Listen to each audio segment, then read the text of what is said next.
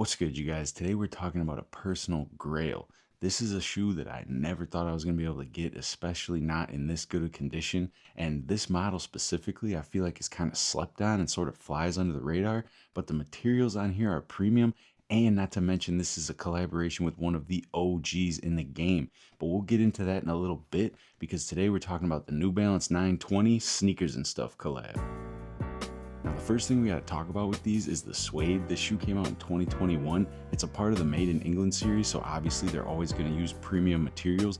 This one uses a pigskin suede, and for being that old, look how buttery that still is. I just can't believe that I was able to find a pair of these that was in this good a condition, that someone actually was able to preserve them. When I got these in hand, they basically look DS, and I've only worn these around a few times, but I mean, come on now. This is a shoe you already don't see that often, and especially not in this condition, so I was super stoked to get these in. But just getting into it, on the toe box, you have that really buttery suede and that like vibrant orange, and then just above that, you have that 3M hit, and then the mesh on here is in like more of a burnt orange. The overall colorway of this is really dope using the 3 different tones, and normally an orange shoe you wouldn't think would pop off like that, but these are just crazy in hand. And at the base of the lacing system, you get that metal lace stoubre with the Sneakers and Stuff branding right in the center in green and yellow. On the lateral side, you get another hit of 3M right here where these panels overlap, and then it shifts to another like medium orange, and then you get that black and yellow New Balance N. I'm actually going to put up some footage here where you can see all the 3M hits on it, and then that mesh that goes throughout underneath is pretty thin, but it does feel really durable and soft in hand. Towards the heel, you get the end cap branding right there on the midsole, and then you get the 920 branding. Now this panel looks a little bit wonky the way that it's stitched in, but I've seen multiple pairs of the 920 and it kind of just seems like that's par for the course. Not exactly sure why it's not cleaner, but a lot of them look like that. On the back of the heel is the only place where you get any kind of synthetic leather panel, the rest of the shoe being suede, and then you have the New Balance branding embroidered on there in yellow, and this panel is just super buttery as well. In that orange, it just really brings that out. The medial side mirrors the lateral, but honestly an all orange colorway usually I would stay away from. Like, I feel like they pulled this off perfectly, hitting it with that 3-tone, and then the green at the top just brings it all in really nicely.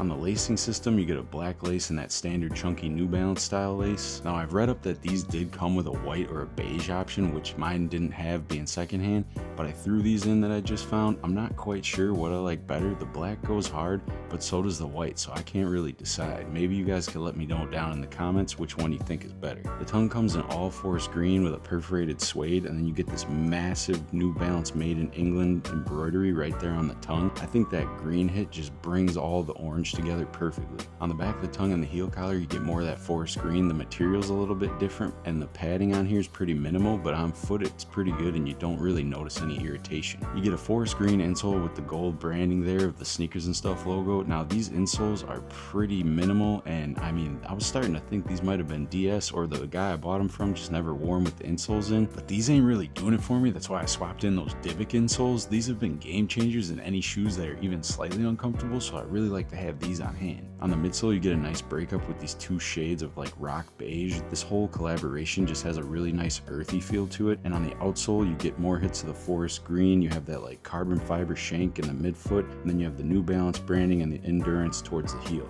Now, like I said, this model I feel like kind of flies under the radar for most people. I don't even know if that many people really pay attention to this, but if you're interested and you're trying to figure out how these are going to feel on foot, the number one thing I could tell you right away is that this midsole and outsole is the exact same as a 990 V3. So if you have any pairs of those, that's going to give you a pretty good indication of how these are going to feel underfoot. Now, I've had 990 V3s and I thought they were super comfortable and definitely true to size.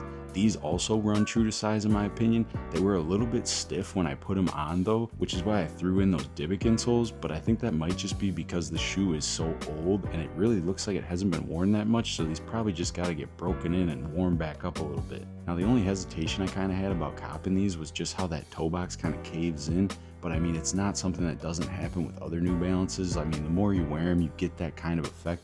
So it's really not something you can avoid, and honestly, overall with these on feet, I don't even care about that, and it's really not that noticeable once your feet are in the shoe. As far as on foot, I mean, this pair specifically is probably the most pristine anybody might be able to find secondhand that isn't DS. These just go stupid. I mean, like I've said before, the colorway is just insane. I absolutely love these. I feel like even though these are a really loud shoe, when you dress it up with the right other tones, it's gonna pull it all together really nicely. And like I said, this is totally a personal grail, so I'm definitely biased in that regard. But I mean, I guess let me know in the comments if you think I'm tripping, but I feel like this is the best colorway that you could get of this model. And as far as the box, mine actually didn't come with it, but I've looked up online images and it just comes in a pretty standard made in England cardboard New Balance box. Now I want to talk about a little brand history of Sneakers and Stuff itself, because they have been around for a really long time, and for people maybe 27, 26 or younger, they might not even really realize the impact that brands like this had in the early days of the sneaker culture,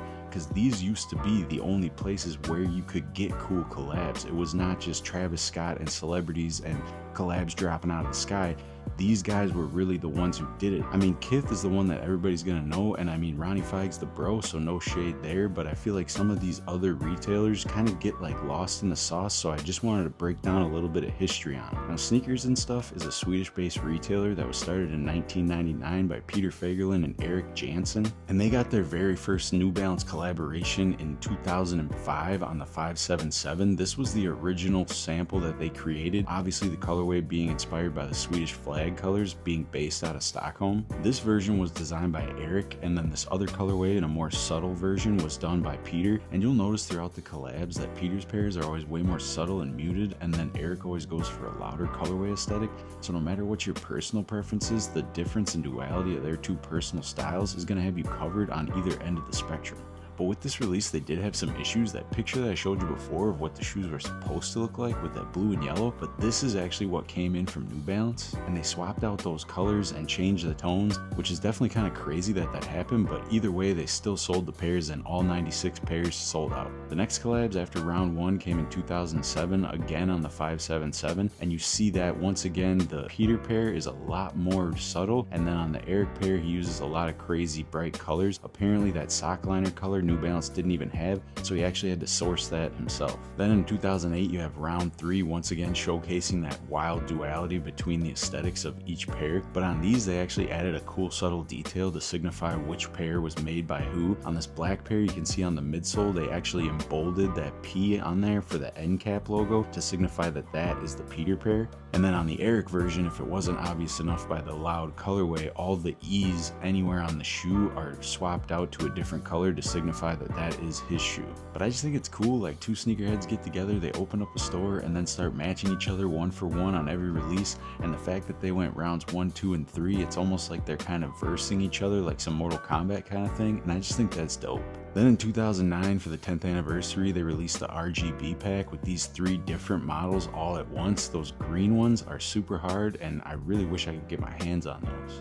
Then in 2012, they did a dual collaboration with Aaron LeCrate of Milk Crate Athletics, and his pair was with this crazy pastel color palette, and then you also had the Sneakers and Stuff version with this really just muted out gray tone, and that one is super tough. Then in 2014, you got the CT300 collection, which was like a tennis shoe that they took out of the archives. Now this was a cool way of representing all these shops coming together to kind of collaborate, even though they did individual shoes to create this 4-shoe series. You had 24 chelates that's based out of Barcelona, Spain, that came through with this Vamos a la Playa colorway that is super hard, and it just kind of plays into the beach culture of Barcelona. And next to that, of course, is the Sneakers and Stuff version that was dubbed the 1999, which is actually when they opened their very first store, and the colorway is literally a reference to how the colors and the aesthetics of the store looked when they opened it. A super subtle nod that I feel like only OGs that lived in the area or people who had actually visited would remember. The third collab would be with Hanan out of Scotland with this Phoenix colorway, and those are tough. Like, I wouldn't even normally wear that kind of a tennis shoe, but that colorway is insane, and it's just really unfortunate that they went out of business last year. That's kind of why I'm doing this, because we got to start supporting these OG shops more so that stuff stops happening.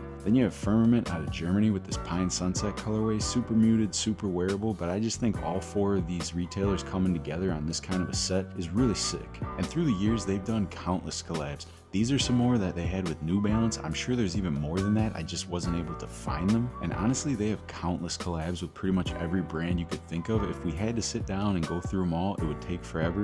But just having this little piece of history with this shoe, I just felt like I needed to highlight this retailer and retailers like it so that we can support these types of sneaker stores, because I mean, the history there in the culture is rooted to the core, and I really feel like that's something we shouldn't forget about. But obviously this is a pretty striking shoe, so if this isn't your thing, you do have a lot of good options. There's a bunch of different colorways you could get of this, and in certain ones the prices are really reasonable. So if you're interested in checking these out, I recommend you do so. But that's gonna wrap up my review on the Sneakers and Stuff 920 collab. I hope you guys like this little bit of brand history. I'm a big sneaker nerd, so I enjoy stuff like that. And hey, why don't you go out there and cop something from Sneakers and Stuff? Let's keep stores like this active.